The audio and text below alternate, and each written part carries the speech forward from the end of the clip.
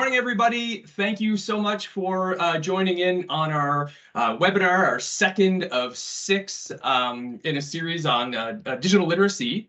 And essentially, the goal is we're going to be doing these once a month up until June, talking about a few different areas of digital literacy. And I'll kind of dive into that in a second.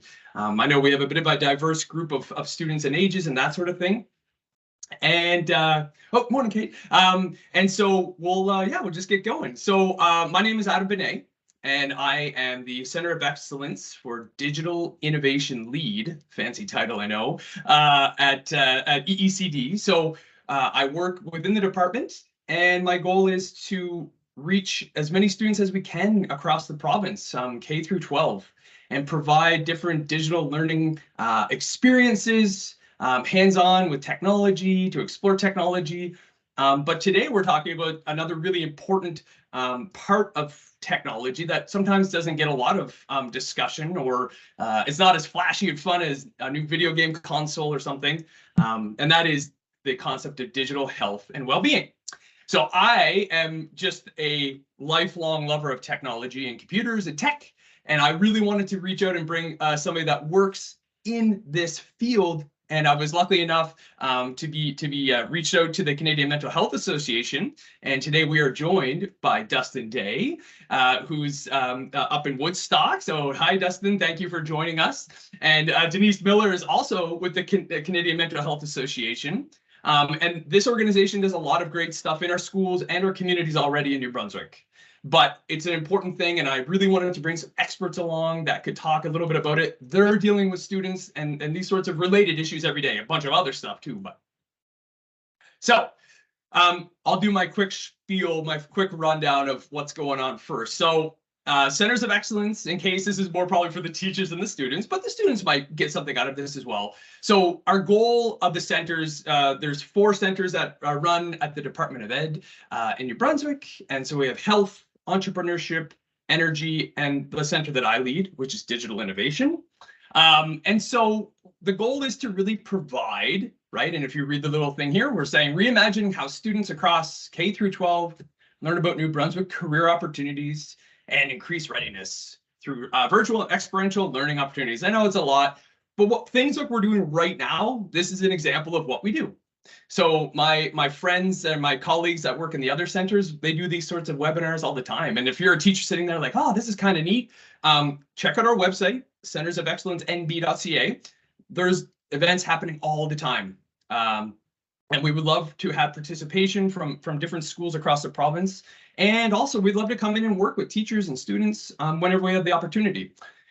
My center, or the center that I'm leading, we focus on a few areas of priority. So digital literacy is a big one. And then things like cybersecurity, coding and programming, and then the digital creative arts. So there might be students that are parts of all of the, or that might like those things. So talk to your teacher, be like, oh, geez, that person was talking about cyber. Like, I kind of am into that cyber tightening thing. So just something to think about. So that's sort of the boring administrative stuff for the adults more so. So let's get into what is digital literacy. So we all kind of have an understanding of the idea of literacy, right? The ability to read and write and things like that. Financial literacy, right? When we talk about business and having an understanding of how money works and how to save money and how to plan for the future and things like that. So in the digital realm, the briefest summary that we have here is just this. So the harmony of digital skills, attitudes, and behaviors that help learners, you, the students, right, achieve your goals and become thoughtful and able citizens that contribute to the betterment of society and the common good. So again, a lot of big words there, but what we're trying to say to you students is digital technology is a core part of all of our lives at this point.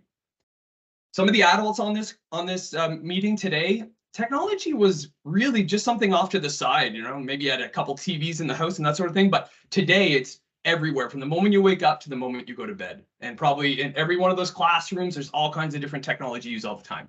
So we want our students in New Brunswick to feel safe and have confidence and to use all these digital tools in the right ways, right? And they can be used in a bunch of ways for fun, to learn, to express yourself, but there's also a lot of bad or negative stuff that can happen too. So in New Brunswick, what we've been talking about with the framework with this digital literacy is there's basically 6 different areas or components. And today we're only focusing on one, and that would be the digital health and wellness. So the other ones coming up, 3 through 6, I'll be doing those presentations over the coming few months into June. So we're talking about digital health and wellness. Okay, and here's just a little poster. Again, this is more for probably the teachers in the room. If you've not seen this little poster or graphic, please reach out. I'd love to talk to you, your staffs, anybody about this, because there really are important skills and things to think about. And yeah, we really, really want students to have the experience to try this stuff and to do it. Okay, so being a good digital citizen, knowing about digital health and wellness, and so on. Okay, so we're going to talk about digital health and wellness. I'm going to zip through several slides really kind of quick because I'm kind of boring, and Dustin, I think, has more real world experience to talk about. Okay, now I'm a high school teacher. I feel like I know quite a bit, and I've been doing high school technology for since 2008. But again, it's important to know some of these things. So we're going to talk about a bunch of things quick that we think it's important that you understand and know a little bit about.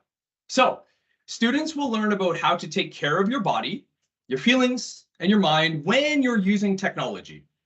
Your smartphone, your gaming console, right? Your relationship with Netflix, okay? All of those things, we got to think about them a little bit. And we want you to know how to use technology in a safe way and a healthy way. Okay, because it's not as simple. We think about something like a gaming console as something fun and simple, but it can be a little bit more to it than that. So the first big area that we'll talk about is learning when it's okay and not okay to use tech, and make good choices. Oh gosh, good choices, right? I know probably all your teachers talk about making good choices all the time in your day-to-day life. It's important to make good choices on the internet, on social media, all those things as well. And you will be responsible for using tech in the right way. So again, we want you to understand your use of tech, okay? And think about how technology actually impacts your life, right? A lot of us every day we get up and we go about our day-to-day lives and we don't actually ever think about how that phone or how that gaming console, does it impact your actual mood or your happiness? Just little things to think about. We talk about the appropriate use of technology. We know that technology, again, can be used for a lot of not good things, from bad stuff. Okay, so we like to say to think about using the technology in situations, especially in our social situations. I see a bunch of you sitting in class, okay? I see Miss LaFrance classes there. We're all sitting right now, hey, and right, your face is not buried on an iPad or a phone. So I love to see that because we're human beings. We have to have some connection back and forth. So that's really important, okay? And as you get older, you have to start thinking about that, especially it can cause sleeping issues, for instance. It could cause a whole bunch of things that I won't take from Dustin. So again, this face-to-face interaction, what you're doing right there with your students and your classmates and your teacher, we still operate most of our lives in this real world and not a virtual one for now, at least, right? So it's important to be able to talk to people. It's important to be able to talk to strangers and be kind. It's important to have relationships, okay? So we want to take breaks. And that's a really important thing. Hopefully parents and guardians talk a little bit about that at home as well, right? Maybe dinner time or a little bit before bed and those sorts of things. Put the device away and just kind of focus on the moment, right?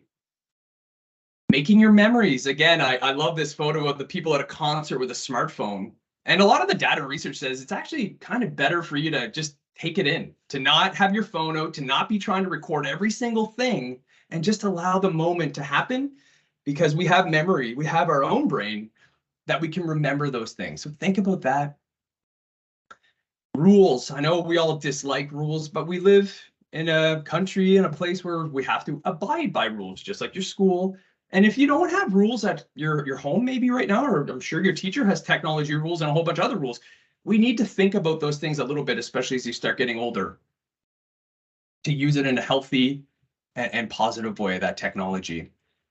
Ooh, the focused work, being able to actually put a device away and do some schoolwork, right? Maybe some of you work on projects and those sorts of things at home, evenings and weekends.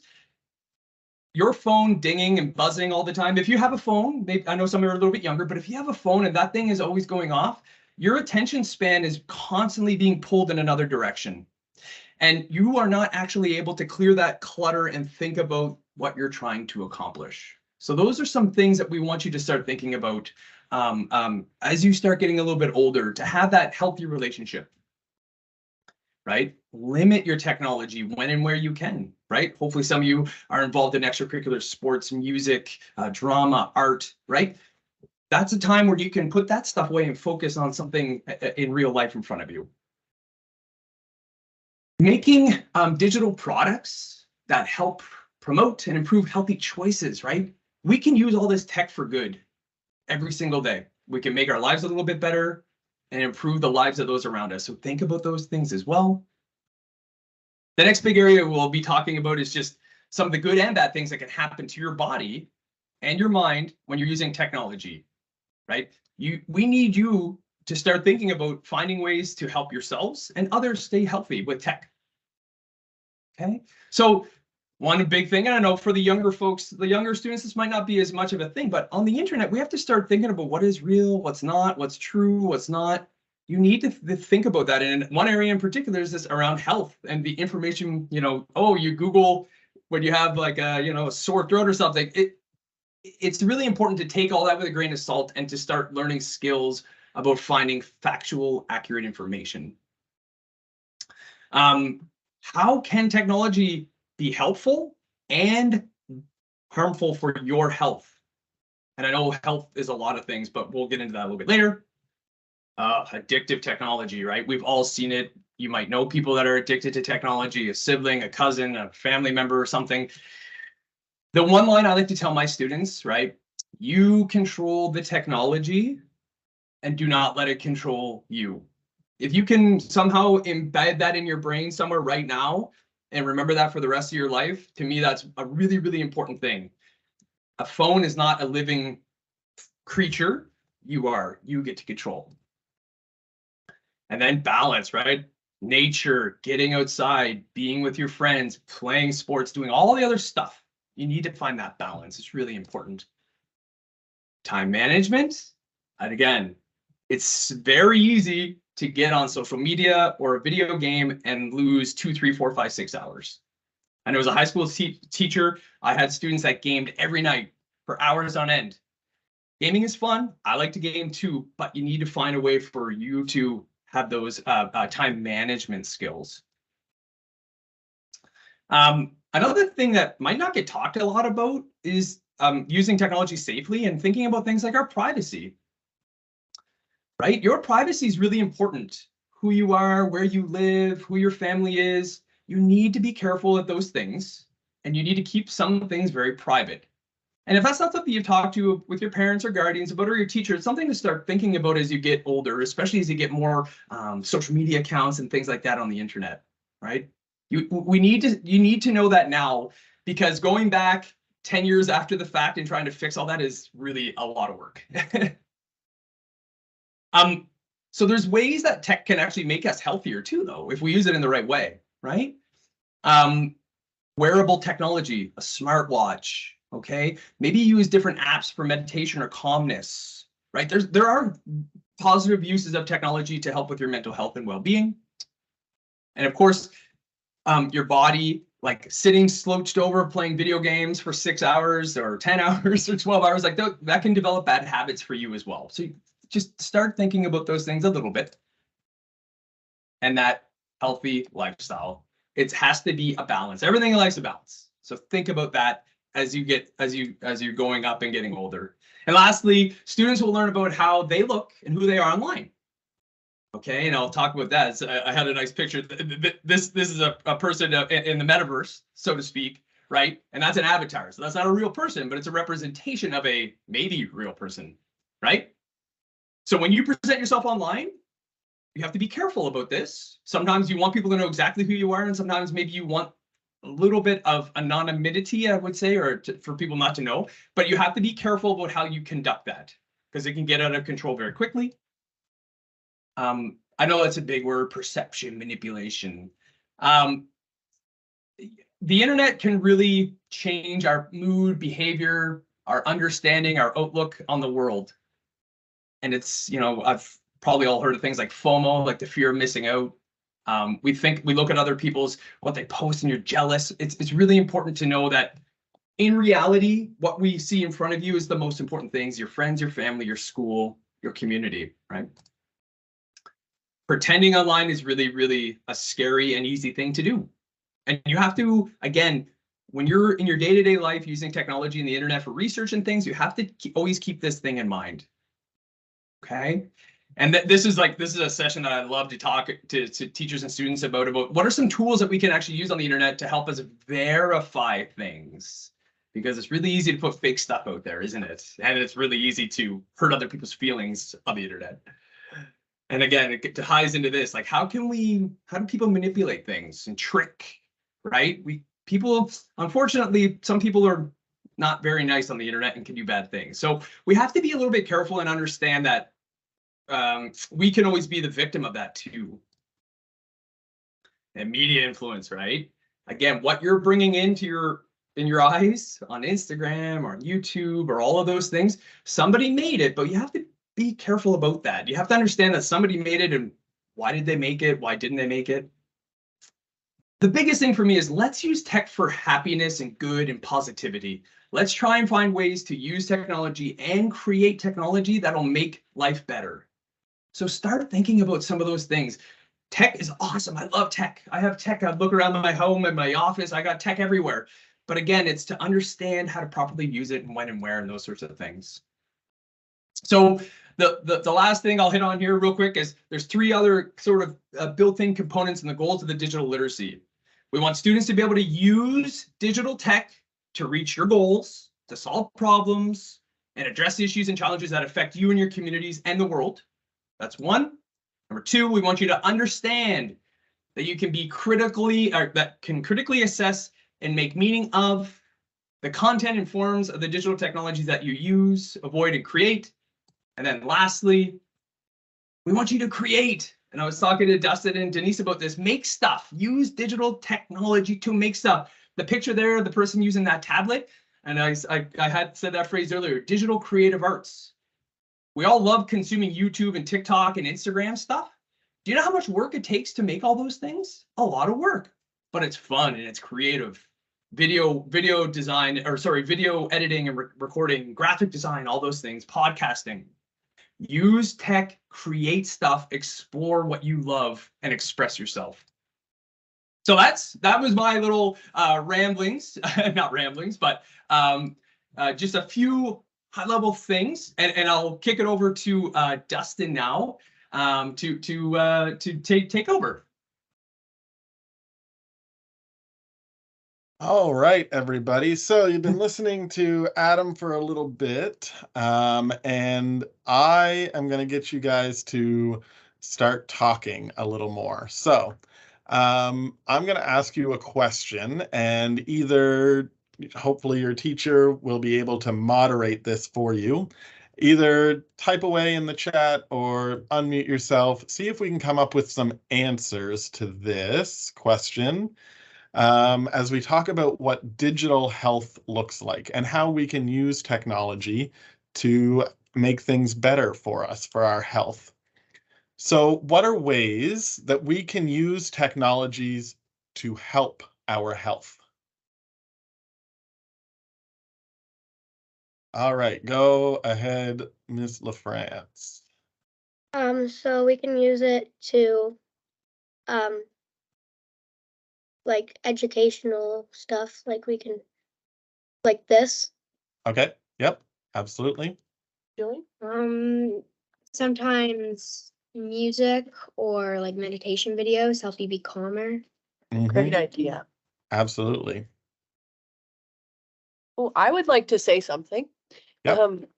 I really like the new Patients NB technology program. So because some of us don't have a family doctor in New Brunswick, so that's helping us get medical care. Absolutely, it is. So we have doctors that we can talk to right on an app. We have another one. Okay. And hopefully, even in the other classrooms, if you guys want to be able just to talk and have that conversation, go ahead. All right. By using Fitbits. Yes. Good one, Oakley. That's good. I just got this from my boss for Christmas, actually. So that's exciting. Us gave me a bag of chips. Oh, like maybe like a fitness app so you can like check your progress and stuff like that. Yep, exactly. Ciao. Fitness apps. Are there any other ideas floating around out there? How can we use technology to help our health?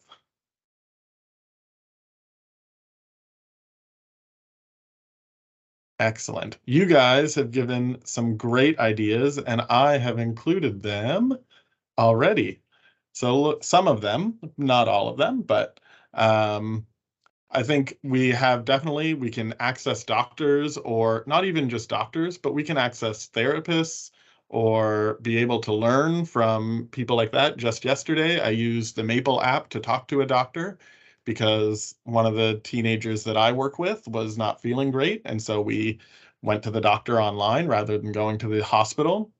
We're able to have the Fitbits and the social apps. We're able to use music and meditation apps. Sometimes it might be that, you know what, I don't know what's going on with me and I can't get to a doctor. So let's go to maybe a community message board. And Adam mentioned earlier that sometimes that means we need to decide what is good and helpful and what isn't. Or it might be that, you know what, I'm feeling maybe a little sad or depressed or anxious or worried. And we might get ideas from other people on these boards about what are ways that I can cope with those feelings, those worries.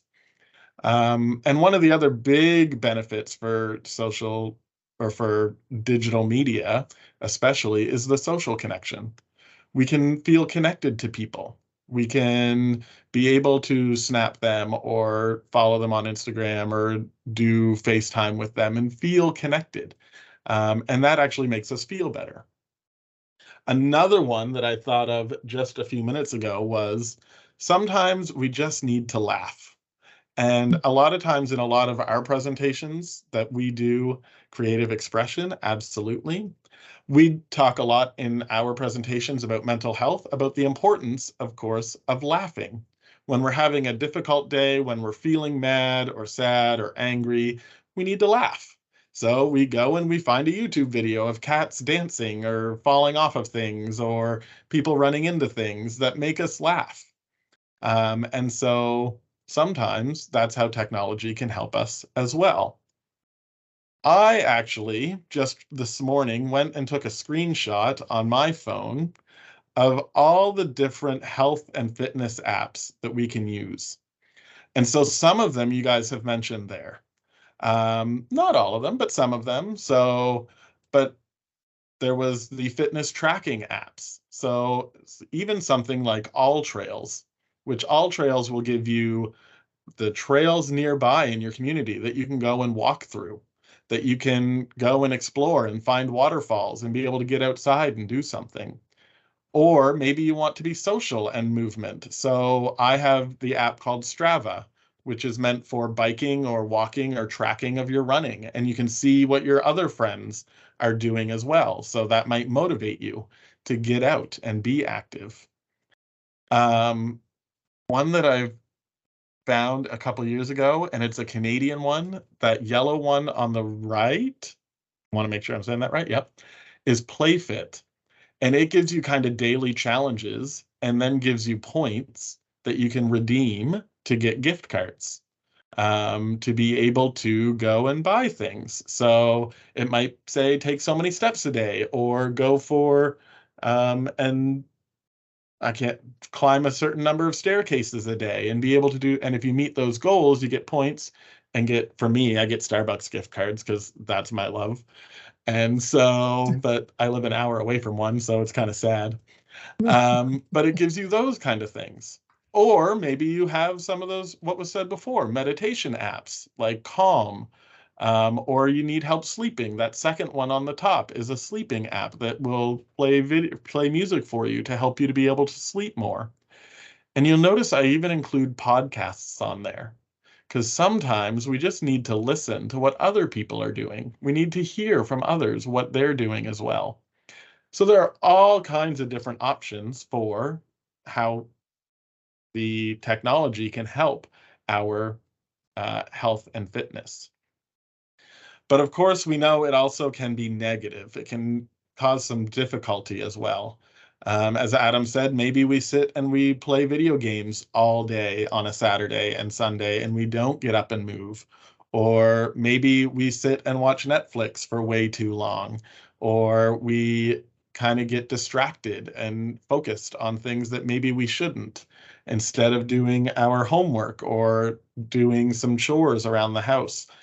And so that's when technology can be a barrier and be negative. For the next few seconds, I want to take the time to talk about social media, because I think a lot of the times when we think, so my world is mental health, of course. We recognize that health is both physical, how active are you? Are you sick? Are you feeling well? But also there's the mental health. Do you feel okay? Are you happy? Are you joyful? Are you able to handle the stresses that come up in life? And a lot of times, what we notice is that when people are spending a lot of time on social media, their mental health takes a hit. And actually, there's studies that show and prove that as well, that show that too much social media use can have negative connotations. But there are good and beneficial sides of social media as well. Kate, Would Miss you mind? LaFrance. Yep. You can call me Kate. Would you mind explaining just what might be some negative things that happen if you use social media too much? Absolutely.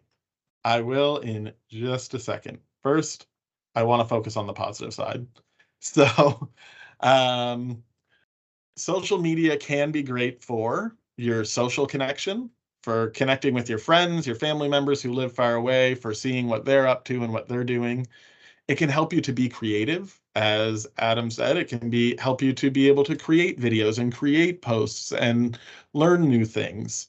You can see things from other people and get inspired and get creative. It can help you to feel less alone. And because you're able to connect with people, maybe you're sitting at home all by yourself and you want to have a FaceTime call, or you want to be able to see what others are up to. But you can also get support, and you can also get support and advice if you need it.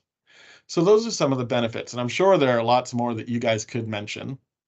But of course, with the benefits, there are the negative and the bad uses of social media. And some of them kind of are the same sometimes as the positive.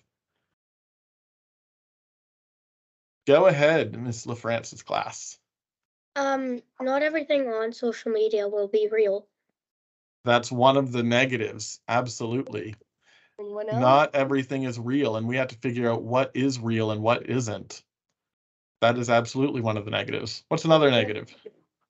Another negative is that anyone can say what they want and anyone can comment on other things. Yeah, and that can be really bad. Some people can trick you and make you give them your money or stuff that. Good point, Yep. Oakley. Thank you. Absolutely. People can trick you, people can lie to you, people can comment things that isn't always great and isn't nice. And so it can be hard to discover what is good and right and what isn't. We can also do some of the things ourselves in social media, though. So some of the negative in social media is that maybe we start comparing ourselves to others. We see someone else's post and we go, oh, I wish I was like that. I wish I looked like that. I wish I was doing that fun activity. And we can start comparing ourselves to others. We can also experience bullying and harassment. It's a study that I just put in the chat, says that 66% of teenagers who use social media have sometimes or often been bullied or harassed on social media. That's a lot. That's a big number, 66%. That's most of us have been bullied or harassed on social media. So that can be a negative, and that can hurt and hit us really hard. This was said by you guys, filled with negative news. There's lots of negativity out on social media. And so if we're always reading negative, that impacts how we think and feel. But just like social media can help us feel connected to people, it can also make us feel lonely. Because we might be looking at social media and going, hey, I wish that I was with that person. They look like they're having fun. I'm just sitting at home bored by myself. I can start to realize that maybe other people are having more fun and doing things without me, and realizing that that's causing me to feel lonely. And instead of getting up and going, doing something fun, we sit there and feel sad about ourselves. And social media can cause a lot of confusion, because you're right, there's a lot of stuff out there, a lot of information out there, and we don't know what's right and what's real and what's true. And so then we start to feel confused by it, by what's being said. And that can be either from news or from some of our friends as well. So remember, I just mentioned a study that was done with teenagers, and it said that 40% or 2 in 5 teenagers experience signs of depression. Depression is when we have extended periods of sadness, of not being able to find anything we want to live for, of difficulty.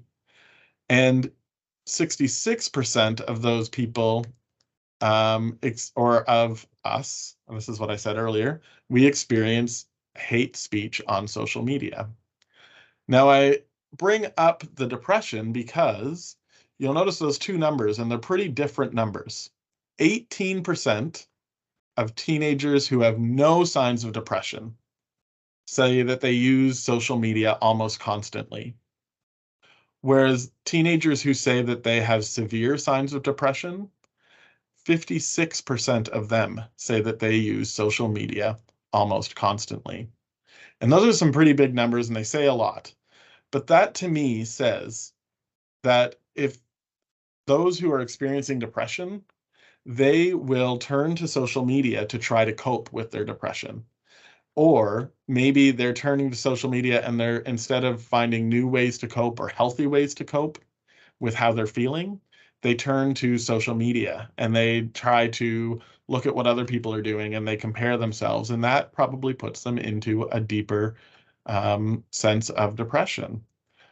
It also says that probably those who are spending a lot of time, almost constantly, time on social media are more likely to have those signs of depression than those who aren't. Yeah.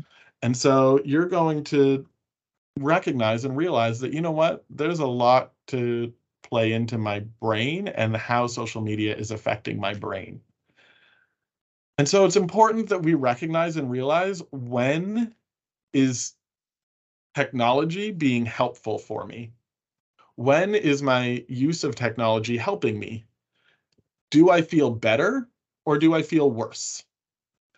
Do I feel good about myself or am I starting to feel bad about myself? Am I, at the end of the day, do I feel like I'm bogged down and stressed out and worried too much? Or has my technology use helped me to feel better? And so it's important that we learn and we know how to use technology well. And this is where I'm going to leave you guys today. And I want you to keep discussing, how can you use technology well? Some of the ways that I want to encourage you to use technology well is to know your limits, to ask yourself, is this beneficial and helpful? Am I still feeling good after using this technology? Or am I spending too much time on it? Adam mentioned earlier, maybe you're spending too much time and it's affecting your sleep, it's affecting your schoolwork, it's affecting your friendships, your family relationships. Are your parents getting upset at you because you're spending too much time on technology? Sometimes we think we know better than our parents. but sometimes they do have smart ideas that maybe we need to take a break from it for a little while. Are we using technology to be creative, or are we allowing technology to control us? Are we, oh, that's my bottom one. Are we using technology to seek support and find ways that it can help, or find ways that we can get help, like using the Maple app, or finding sounding boards that we can ask questions from? It's also important to note that if you do find yourself feeling tired, exhausted, depressed, sad, anxious, Kids Help Phone has a number that you can just text 686868, and you can text them, and you can sit in your living room with your parents, and your parents have no idea who you're talking to, and you can be texting somebody that might be able to help you. It's important that we use technology and make sure we use good apps as well, that we are using apps that are helpful to us and not ones that are causing us frustration, anxiety, and worry. And most importantly, for good health of using technology, it's important that we know, when am I using technology and when is technology using me? Am I sitting at school thinking, I can't wait for break, I can't wait for lunch, I can't wait to get home so I can go play that game or play this technology? Or am I able to say, listen, technology, I can use it for half an hour and then I'm fine? Or is it controlling me? And the last one I want to say again, I didn't put it on this slide, but be sure to laugh when you're using technology, because a little bit of laughter can make you feel fantastic. It can completely change your day. So if you're having a rough day and a low day, a frustration, go find something to laugh at and use technology to help you to laugh. So that kind of brings me to the end of my portion. Is there any other thoughts on how we can use technology to help us with our health after all of that was said? Well, could I just tell a quick story about a negative thing? Yes. This is an example of how we need to be critical thinkers when using technology, because it's not an intelligent being that actually knows everything. So at one point, like many years ago, I wanted to lose a little bit of weight. So I was using this exercise and calorie counting app. And so it told me that it just calculated the math, like you had to eat this many calories if you wanted to lose these pounds. And I found out, like, after a few days, I was like, I'm so tired. I feel terrible. And I found out that the number of calories that the app had told me to eat every day was dangerously low. So I was starving myself, but the app was just doing the math, and it wasn't saying, like, oh, this is a human being who needs to survive. So I was putting my trust in an app which wasn't trustworthy. So I learned my lesson and I didn't do that again. Mm-hmm. Yeah. Yeah, especially when we're wanting to use technology for maybe dieting or losing weight, it's important that we still recognize that we need to talk to human beings for some of that. And so it might be that, okay, I go to Maple and I go to somebody and actually have a conversation with somebody instead of trusting in the actual apps. But it might be, or just talk to our doctor if we have one, but we live in New Brunswick, so and be able to say, hey, this is what I want to do. Is that healthy? And they'll be able to say, probably not. Any other thoughts or questions or things that are coming up? Hopefully this is a good starting point for you guys to be able to learn and to keep learning about health in technology. Go ahead, buddy. Another good way to use technology is so you know what's going on in the world. Yes. Absolutely. Yeah. Yeah. We need to know what's going on, but Exactly. we need to learn how to discover what is real and what is fake as well. So we need to learn how to pull out the right information. And that's something that comes with time, I think. We've been working on that too while we've been researching our biographies, because we've learned that some sources are good and accurate and some are really not, right? That's why we always need numerous sources to check and verify our information. Mm-hmm. Absolutely. Yeah. And there's there's good technology tools now that you can do your research and verify different things, right? Like there are, and that's something that love to come and help students with as well, to explore that side of that critical thinking piece and doing your research and double checking. Yep. Absolutely. Well, thank you all for having us today and for listening in and giving such great ideas and thoughts behind technology use and how it can be beneficial for our health.